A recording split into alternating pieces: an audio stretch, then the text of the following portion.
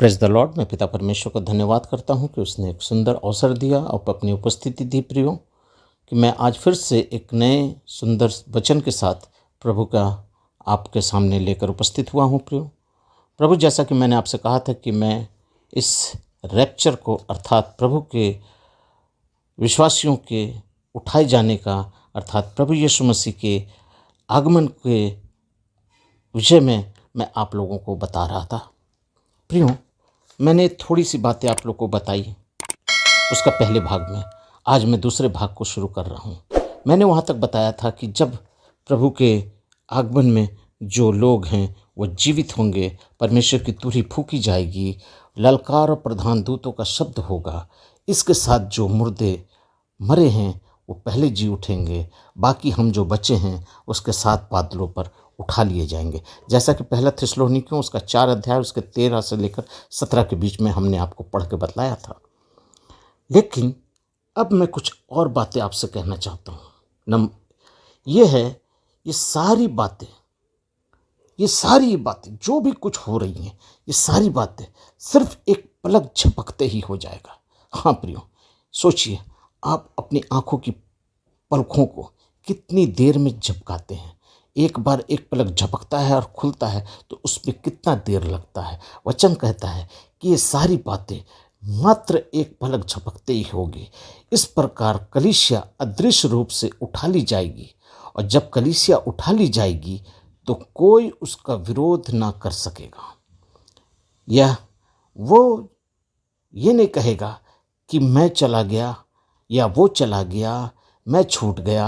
अगर वो चला गया तो मैं कैसे छूट गया, मैं तो उससे ज़्यादा धर्मी था, मैं तो ऐसा था, वो तो मुझसे ज़्यादा पापी था, ऐसा था वैसा होता है। तो कहने का मतलब है कोई इसका विरोध नहीं कर सकेगा, क्योंकि परमेश्वर अपने लोगों को अपने हिसाब से लेने को आने वाला है। अपने हिसाब से, वो अपने न्याय के हिसाब से उसको लेकर जाएगा। लेकिन फैक्ट यहाँ 2 है।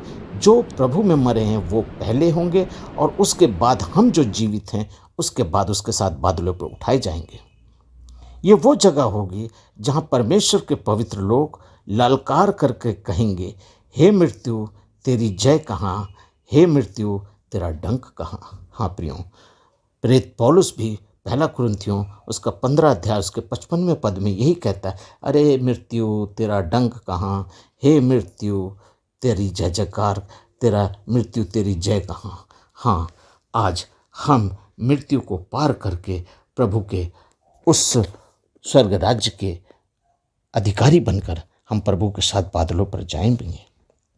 आज बहुत से लोग इस विषय को लेकर गंभीर नहीं हैं। ये बड़ी दुख की बात है। लेकिन प्रियो, मैं आपको बता दूं कि प्रभु कहता है कि मैं किसी भी घड़ी आऊँगा जिसे कोई नहीं जानता सिवाय मेरे पिता के।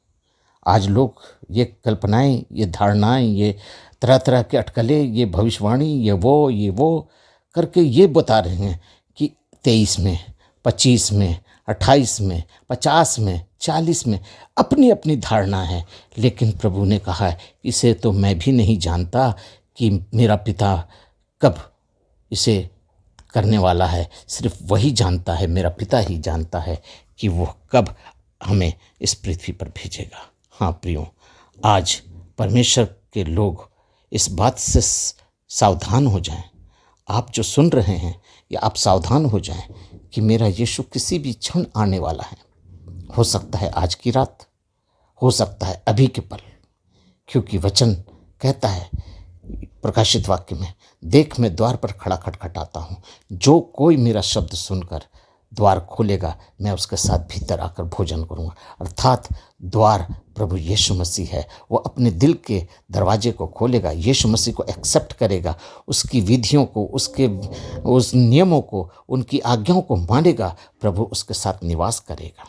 प्रियो, मैं आपको बताना चाहता हूँ, ये जो देह, जो हमारा शरीर है, वो जब प्रभु में बदलेगा तो वो किस प्रकार से पुनरुत्थान का देह जो हमें मिलेगा, उसका क्या स्वभाव होगा। उस पुनरुत्थान के देह के बारे में आज मैं आपसे बात करूंगा। हाँ प्रियो, यीशु मसीह प्रथम व्यक्ति था जो मृतकों में से जीवित हुआ और स्वर्गीय देह के साथ जी उठे थे। इसलिए पुनरुत्थान पाए हुए मसीह भी संभव और पूरी तरह से ये निश्चित है कि उसी देह के साथ वो जीवित होंगे।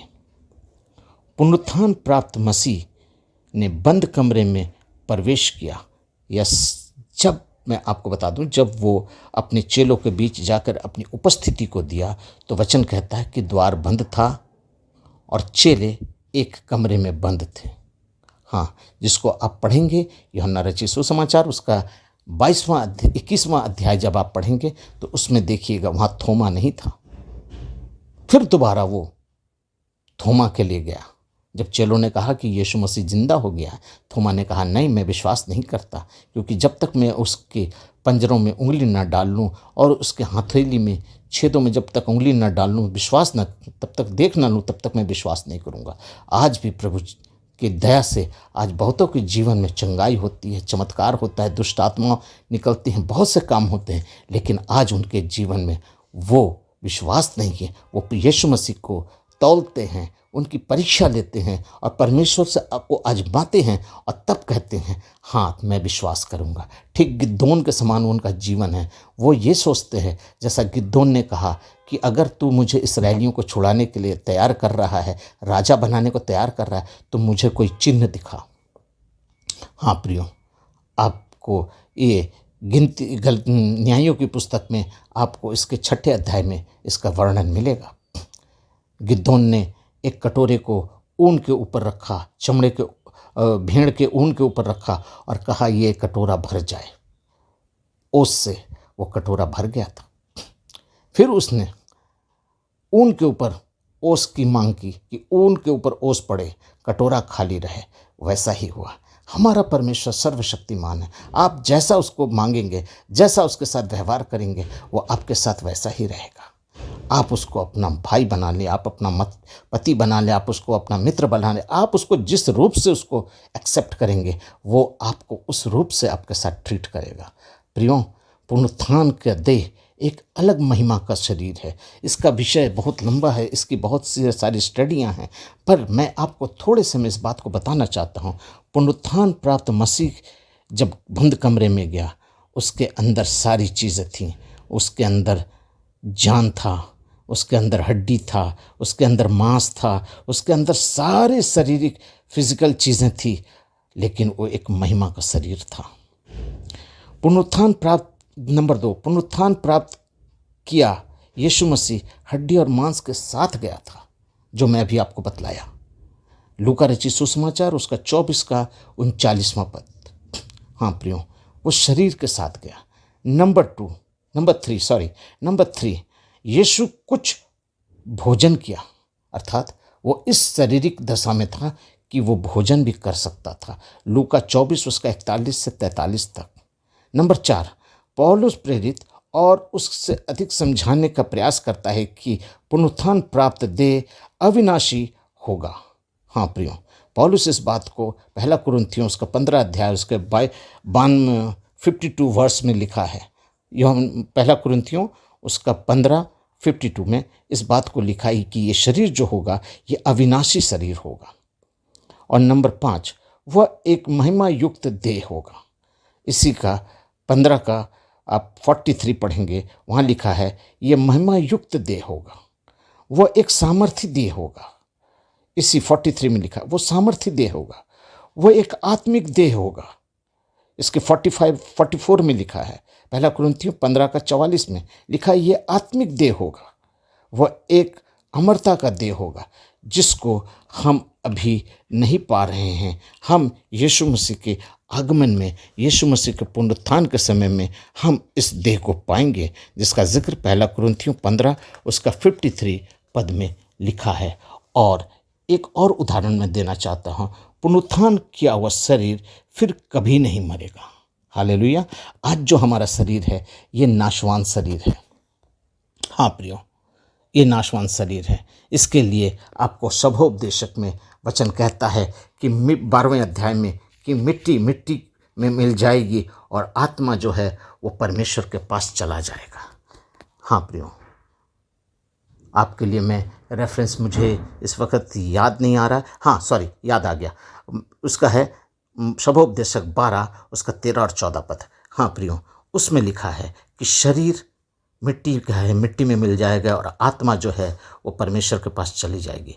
बाइबल बतलाती है कि पुनरुत्थान के बाद उसके सामने होंगे, जो पुनरुत्थान पाए हैं वो उसके सामने होंगे, जैसा कि फिलिपियों 3 अध्याय उसका 20 और 21 पद में लिखा है। इसका अर्थ यह है कि पुनरुत्थान का देह योग्यता पाए होगी और उसके साथ प्रभु के लोग भी उसके साथ होंगे। परंतु यहाँ पर एक विरोधात्मक बातें भी हैं। पुनरुत्थान के पश्चात यीशु के शरीर में मांस और हड्डियां थीं, पर खून नहीं था। यीशु ने भी भोजन किया, लूका 24:42 और 43, पहला कुरिन्थियों 15 और 44। पर बात यहाँ पर यीशु मसीह के आत्मिक देह की हो रही है, शारीरिक देह की नहीं हो रही है। ये एक, मैं आपको बताऊं ना कि ये एक बड़ा विषय है और ये एक कंट्रोवर्शियल सब्जेक्ट भी है कि जिसको लेकर लोग आज वाद विवाद करते हैं। ये आत्मिक देह है, आत्मिक देह में खून नहीं होता है, उसमें आत्मा होती है। और जो शारीरिक देह है उसमें प्रभु ने अपना लहू दिया, फूंका, मांस दिया, हड्डी दी और उसके साथ साथ लहू दिया, क्योंकि वचन कहता है लहू में ही प्राण है। हाँ प्रियो, इस विषय को जानने के लिए हम किसी और वीडियो में इस बात को लेकर चर्चा करेंगे, कैसे कि एक आत्मिक देह मांस और हड्डियों के साथ हो, खाता पीता चलता फिरता हो। ये मानवीय समझ से बाहर है, पर हम समझ सकते हैं कि पुनरुत्थान प्राप्त किए आत्मिक शरीर एक देहधारी व्यक्ति की भांति काम कर सकता है, क्योंकि बाइबल बतलाती है कि प्रभु यीशु मसीह ने हमारे दीनहीन शरीर को महिमा युक्त देह में बदल दिया। हाँ प्रियो, फिलिपियों की पुस्तक उसका 3 अध्याय उसका 20 और 21 पद में इस बात को लिखा गया है, पुनरुत्थान का देह में पाप की क्षमा ना होगी। पुनरुत्थान का जो देह होगा उसमें पाप क्षमा का कोई स्थान नहीं है। पुनरुत्थान की देह परिपूर्ण होगी, उसमें कोई बीमारी और अपंगता नहीं होगी। आज जैसे ये शरीर है, इसमें बहुत सी बीमारी है, इसमें बहुत से लोग अपंग हैं, इसमें बहुत से लोगों को शारीरिक दुर्बलता है, लेकिन उस शरीर में, उस पुनरुत्थान के शरीर में, उस महिमा में शरीर में कुछ नहीं होगा। इस पृथ्वी पर एक विश्वासी अंधा होगा, गूंगा होगा, अपंग होगा, विकलांग होगा, काला होगा, गोरा होगा सकता है, परंतु पुनरुत्थान के समय संपूर्ण देह पाप रहित अवस्था में निर्दोष में बदल जाएगा। सिर्फ यही नहीं, वह देह जवानी की सुंदरता में चमक सकता है और चमकेगा। वहाँ बचपन का, बुढ़ापे का कोई स्थान नहीं है, परंतु हम स्वर्गदूतों की भांति होंगे। हालेलुया! कितना महिमा का वो शरीर है, कितनी महिमा का वो क्षण है जब प्रभु हमें वो महिमा में शरीर देने वाला है। प्रियो, यद्यपि पृथ्वी पर सगे संबंधी रहेंगे, परंतु पुनरुत्थान के शरीर में किसी भी प्रकार का संबंध ना होगा, लेकिन वह एक दूसरे को पहचानेंगे, जैसा कि मत्ती रचित सुसमाचार उसका 17 अध्याय उसके 4 पद में और लूका 16 उसका 23 से 24 को जब हम पढ़ते हैं तो हमें इस बात को देखने को मिलता है। इसलिए बाइबल बतलाती है कि पुनरुत्थान को प्राप्त किए संत लोगों का देह अलौकिक और महिमामय तरीके से बदल जाएगा, तो वे अब मरे हुए लोगों की आत्माएं कहाँ जाती हैं? अब सवाल ये उठता है कि वो मरे हुए लोगों की फिर आत्माएं जाती कहाँ हैं? जो लोग आज ये कहते हैं, बहुत से लोग ये समझते हैं कि मरे हुए लोगों की आत्माएं पृथ्वी पर भटकती हैं।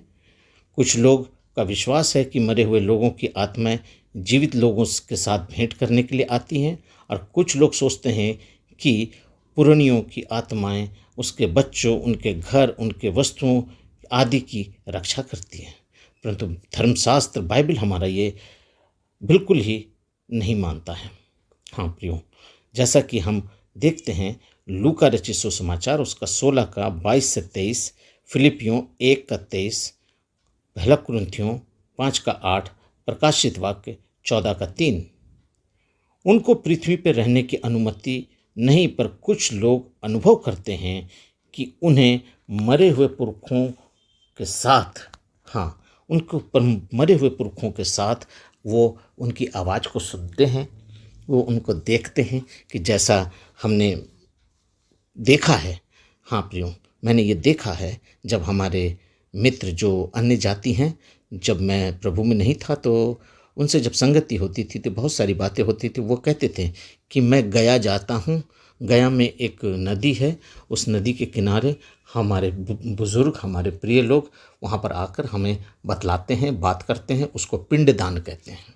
खैर, मैं इस विषय पर बात नहीं करूँगा, लेकिन मेरे दोस्तों ने मुझको इस प्रकार की बातें बताई थी जो इस वक्त मेरे जहन में आई, तो मैं ये आपको बता रहा हूँ कि बहुत से लोग ये समझते हैं कि वे लोग जो हैं वो आकर बात करते हैं। यह सत्य है, पर उसकी व्यक्तित्व कुछ नहीं।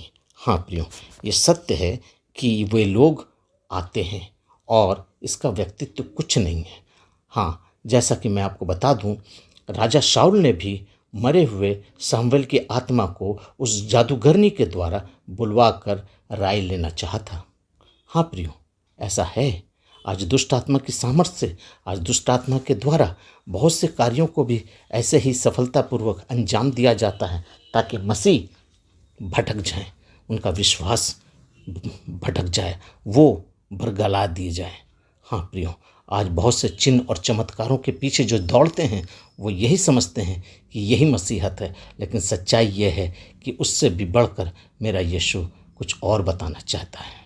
हाँ प्रियो, पहला सामुएल उसका 28वें अध्याय को जब आप पढ़ेंगे तो वहाँ पर देखते हैं कि जीवित राजा शाऊल और परमेश्वर के भक्त मृतक सामुएल के मध्य वार्तालाप होता है। हाँ, प्रश्न ये उठता है कि जो सामुएल उसको दिखाई दिया, वास्तव में वो असली सामुएल था या नकली सामुएल था। बात यहाँ ये है कि वो हकीकत में वास्तविक सामुएल था या नकली सामुएल था। वास्तविक सामुएल विश्राम स्थान में था, जो परमेश्वर के नियंत्रण में था।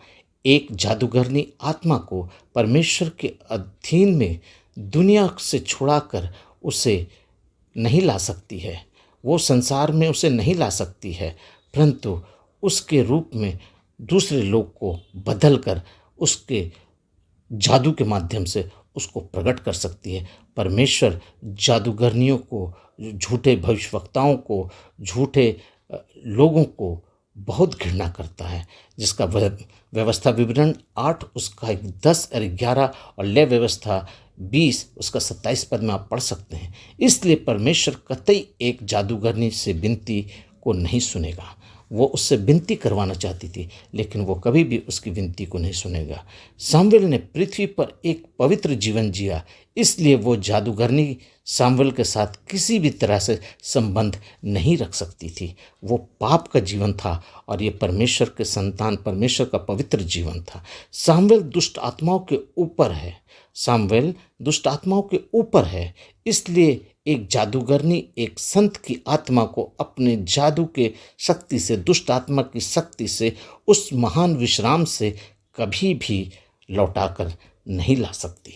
हाँ प्रियो, बहुत से लोग ये समझते हैं कि आज पृथ्वी पर हमारी आत्माएं जो हैं वो पुरखों की भटक रही हैं। कुछ तो मसीह भी इस बात को मानते हैं, तभी तो वो 40 दिन का प्रार्थना सभा रखते हैं मृत्यु के बाद। क्यों? वो विश्वास करते हैं कि जैसे यीशु मसीह 40 दिन तक हमारे पृथ्वी पर था, वैसे ही मेरे प्रिय लोग भी इस पृथ्वी पर 40 दिन तक हमारे बीच में हैं, और उनकी विशेष विशेष खाद्य सामग्रियों को, उनके विशेष विशेष पोशाकों को, उनकी विशेष विशेष स्थानों पर बैठने की चीज़ों पर, इन सारी चीज़ों को वो बड़ी गंभीरता के साथ और बड़ी पवित्रताई के साथ उसका आदर करते हैं। प्रियो, ये एक प्रकार का आइडियल वर्शिप है, ये मूर्ति पूजा के बराबर है। जो पवित्र लोग हैं, जो परमेश्वर के हैं, वो परमेश्वर के पास चले जाएंगे, और आत्मा जो है वो परमेश्वर के पास है। मैंने आपसे पहले पाठ में ये बताया था, शभोपदेशक उसके 12वें अध्याय में लिखा है, शरीर मिट्टी का है और मिट्टी मिट्टी में मिल जाएगा, आत्मा जो है वो परमेश्वर के पास चली जाएगी। मेरा एक वीडियो है, मैं उसका लिंक आपको दे दूंगा। उसमें है कि क्या मसीह कब्रों पर जाकर दुआ प्रार्थना कर सकते हैं, ये भी एक विषय है। चलिए, मैं उस विषयों के ऊपर नहीं जाता, लेकिन मैं ये बताता हूँ कि वो महिमा में शरीर जो होगा वो कैसा होगा। प्रियो, आज पापियों के प्राण को उसके अनुसार और जो संत हैं उनके प्राण को उसके अनुसार परमेश्वर नापता है। प्रियो, परमेश्वर प्रभु यीशु मसीह का जो शरीर था वो महिमा में शरीर है और वही शरीर एक दिन हमें मिलने वाला है। याकूब जो परमेश्वर का संत था वो कहता है कि वो अधोलोक में जाएगा। हाँ, उत्पत्ति 37 उसका 34 और 35 पद, उसने विश्वास किया कि वो निर्दोष पुत्र अधोलोक में गया है। हाँ मेरे प्रियो, मैं इस आत्मिक शरीर के विषय में फिर कभी एक अलग वीडियो से आपके मध्य आऊँगा और आपको इस बारे में डिटेल्स में इस बातों को बताऊँगा। लेकिन मेरियो, मैं आपको आज बताना चाहता हूँ कि जिस वक्त हमारा शरीर पुनरुत्थान पाएगा, जिस वक्त हमारा शरीर जीवित होगा, उस समय हमें एक महिमा का शरीर मिलेगा जो ना आदमी के अंदर में जो उसकी शक्ति है, जो उसकी जो संसार में रहने वाली अवस्था थी, उससे बल्कि कई गुना अलग वो देखने में होगा। उनके ऊपर ना जवानी होगी ना बुढ़ापा होगा, एक अलग सा शरीर होगा। उसके रूप रंग हर चीज़ बदला हुआ रहेगा। हाँ मेरे प्रियो, मैं आपको एक बात अंत में बताना चाहता हूँ कि जो लोग प्रभु में मरते हैं वो धन्य हैं। आज प्रभु जब हमें लेने को आने वाला है, हम उसके पुनरुत्थान के लिए हम जो जीवित हैं उसके साथ उठा लिए जाएंगे और जो मर गए हैं वो पहले पुनरुत्थान पाएंगे। तो हर दशा में वो व्यक्ति प्रभु की महिमा में खड़ा होगा, बशर्त ये है कि आप हमारे साथ प्रभु के वचन के साथ जुड़कर चलिए। और वचन कहता है कि इसके बाद जो दिन आने वाला है, इस रैप्चर के बाद अर्थात उठा लिए जाने के बाद जो समय आने वाला है वो महाक्लेश काल आने वाला है। 7 साल का एंटी क्राइस्ट का राज्य आने वाला है और इस क्लेश काल को हम बहुत ही गंभीरता से लेते हैं। इस वीडियो के बाद मैं उस काल के बारे में बताऊंगा जब परमेश्वर का संतान इस पृथ्वी पर छोड़ जाएंगे, पवित्र आत्मा चली जाएगी और उसके बाद इस पृथ्वी पर एंटी क्राइस्ट का राज्य होगा और इस पृथ्वी पर महासतावट का समय चलेगा मसीहों के साथ। और इसके विषय में मैं आगे आपसे बात करूंगा। प्रियो, अपने विश्वास में बने रहिए और प्रभु में बढ़ते जाइए और ये आशा रखिए कि हम हर हालत में प्रभु के साथ बादलों पर पाए जाए, हम इसमें ना छूटे। अगर छूट जाएंगे तो ये बहुत दर्दनाक और भयभीत और भयानक बात होगी कि आप एंटी क्राइस्ट के राज्य में प्रवेश करेंगे। वहाँ पर फिर उद्धार पाकर वहाँ से बचकर प्रभु के राज्य में जाने का सिर्फ एक ही जरिया है और वो जरिया है कि हम अगर रक्त गवाह होकर मरते हैं तभी हम प्रभु के राज्य में जा सकते हैं, अन्यथा और कोई माध्यम नहीं है। कि इससे पहले कि हम उस रक्त गवाह के साथ जाएं, हम अपने आप को तैयार करें कि हम प्रभु के साथ जीवित और इस हालत में जाएं कि जब प्रभु आए तो प्रभु हमें स्वीकार करे, हमें अपने आप को उस रूप में तैयार करे कि हम प्रभु की दुल्हन बनकर प्रभु के राज्य में प्रवेश करने पाए। प्रभु आपको बहुतायत से आशीष करे। प्रियो, इन वीडियो को दूसरों तक शेयर कीजिए और दूसरों को बताइए और इस चैनल को सब्सक्राइब कीजिए ताकि इस तरह के वीडियो जो मैं डाल रहा हूँ बड़ी मेहनत के साथ आपके लिए ला रहा हूँ। मेरा इससे कोई लोभ नहीं है, मुझे इससे कोई लालसा नहीं है, सिर्फ इतनी ही लालसा है कि आप परमेश्वर के राज्य में छूटे ना, आपको परमेश्वर के राज्य का अधिकारी बनना है। जो लोग कहते हैं कि कलीसिया प्रभु के राज्य में सताव के साथ गुजरेगी, वो गलत है, क्योंकि मैं आपको बताना चाहता हूँ कि प्रभु कभी भी अपनी दुल्हन को सताव में नहीं डालेगा। चलिए, मैं इसी बात के साथ आपसे इजाज़त चाहता हूँ। प्रभु आप सबों को आशीष करे। अगले वीडियो में फिर मुलाकात होगी। प्रभु को धन्यवाद हो। प्रभु आपको आशीष करे।